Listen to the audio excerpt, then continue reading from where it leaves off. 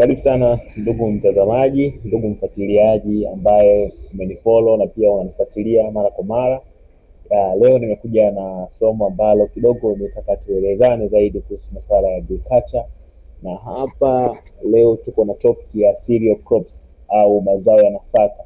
Wengi tunajua kama mazao ya nafaka, lakini sisi kitaalamu kwenye agriculture tunaita cereal crops production au uzalishaji wa mazao ya nafaka.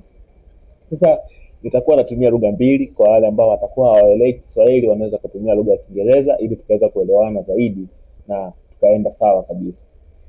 Nataka kwanza nijue nini maana ya zao la nafaka au cereal crops. Cereal crops are plants that are grown primarily for their edible seeds or grains, also known as grain crops. Yaani kwa Kiswahili ni mazao ambayo yanakuwa kutoka kwenye mizizi au kwenye mbegu, ambao mbegu kitaalamu tunaita grains. And also the crops are widely cultivated as a staple food for human and animals. Cereals hizi au mazao ya nafaka yanatumika kwenye chakula kati ya wanyama na viumbe kama wanadamu, human beings. Mfano wa mazao ya nafaka ni kama uwele, tunasemea sorghum, ulezi, millet, oats, barash, meal, tunasemea barley, corn, maize. Hayo ndo mazao ya nafaka.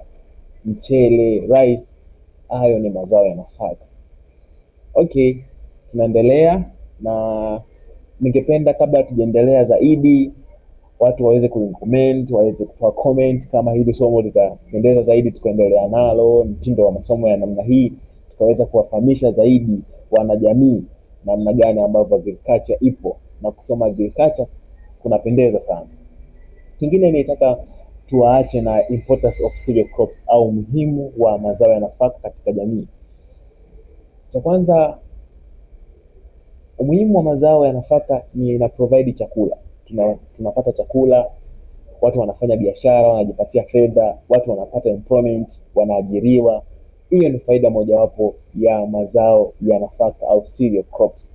Sasa basi, kwa vipindi kama hivi tutaendelea kuvileta zaidi, lakini kikubwa hakikisha umenifollow, hakikisha una comment. Kama kuna kitu kimepungua tukiongezee, itakuwa the best sana ukifanya hicho kitu, uka comment kama kuna changamoto yoyote tukaweza kwenda nayo. Na pia ningependa kujua kutoka kwenu tuende na kipindi gani kijacho cha agriculture tuweze kufahamisha jamii zaidi. Tupo pamoja.